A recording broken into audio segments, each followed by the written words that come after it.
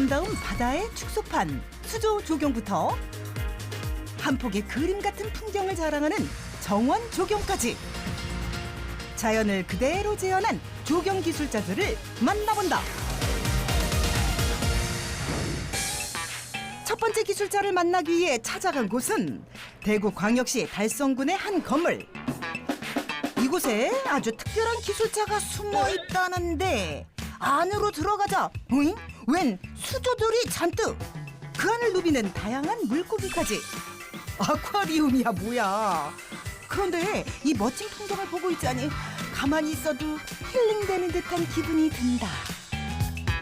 아유, 우리 집에 있으면 진짜 좋겠다. 너무 멋지다 이거 맞지? 너도 나도 모여서 이 멋진 수조들을 구경하고 있는데 말 그대로 인기 폭발. 자연적인 느낌이 강해서 보기가 편하고 그냥 보면 힐링이 되는 느낌?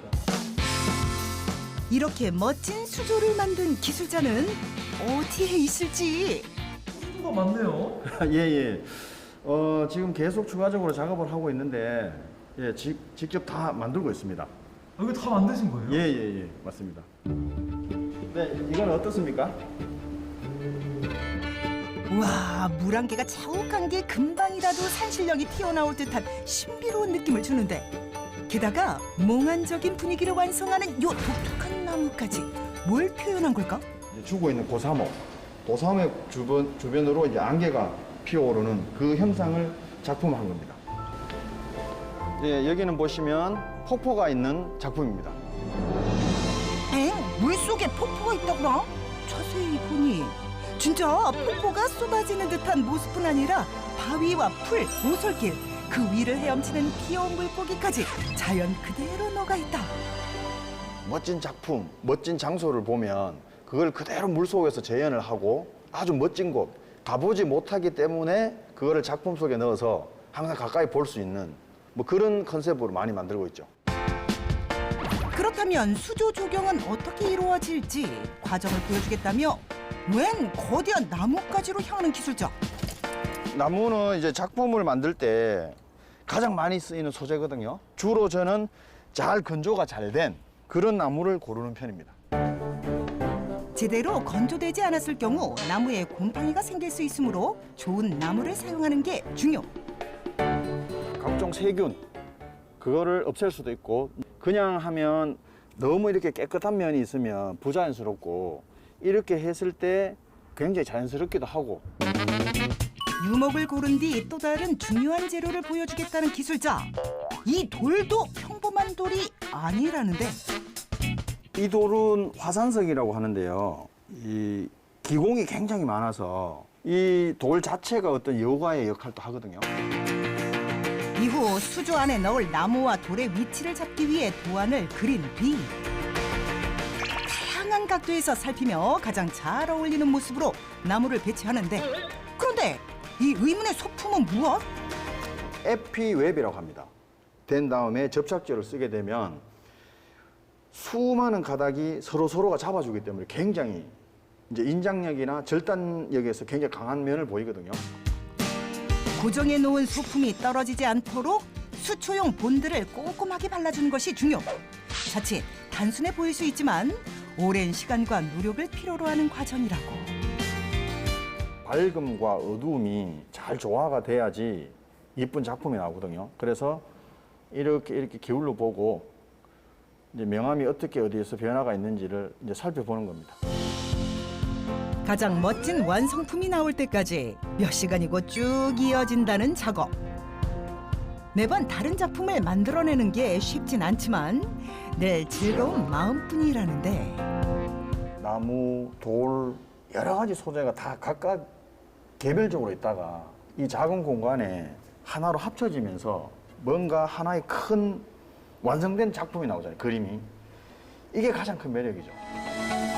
이후 일반 모래보다 박테리아 발생량이 비교적 적은 맥반석 모래를 바닥에 뿌려준다. 이제 수조 조경에 대미를 장식하기 위해 보물 창고를 보여주겠다는데 기술자를 따라가 보니 싱그러운 초록빛 뽐내는 이파리가 가득.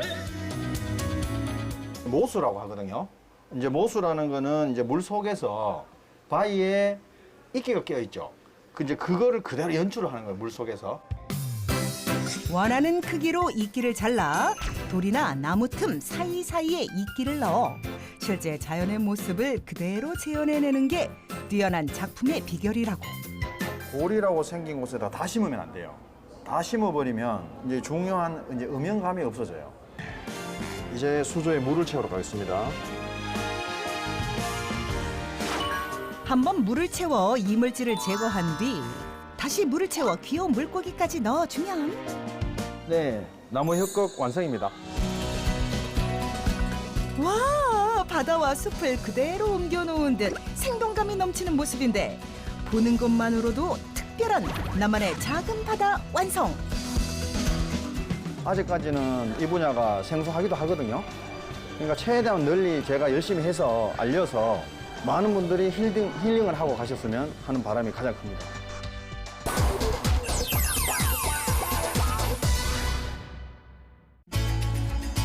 두 번째 기술자를 만나기 위해 찾아간 곳은 서울 종로구의 한 주택. 계단을 오르자 우와, 초록빛 잔디와 봄을 알리는 예쁜 꽃이 가득. 아름다운 분수대부터 서양식 정자인 가재고까지. 이게 웬 영화에서나 볼 법한 풍경이람. 이때 바쁘게 일하는 기술자 발견. 정원이 엄청 이쁘네요. 네, 엄청 이쁘죠? 네, 제가 1년 동안 걸쳐서 만든 정원인데요. 분수대하고 자작나무하고 서양식 정자 그리고 기둥 그다음에 이런 온갖 초화류를 심어서 1년 동안 열심히 만든 그런 정원입니다. 무려 1년이라는 긴 시간에 거쳐 완성됐다는 멋진 정원. 여기 보시면요, 계곡도 있습니다.